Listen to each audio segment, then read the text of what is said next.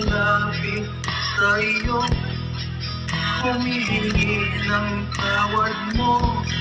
Sana'y kahabagan mo, pinagsisihan ko't tinatanggap ang pagkukulang ko sa'yo. Ang nais ko ay magbago.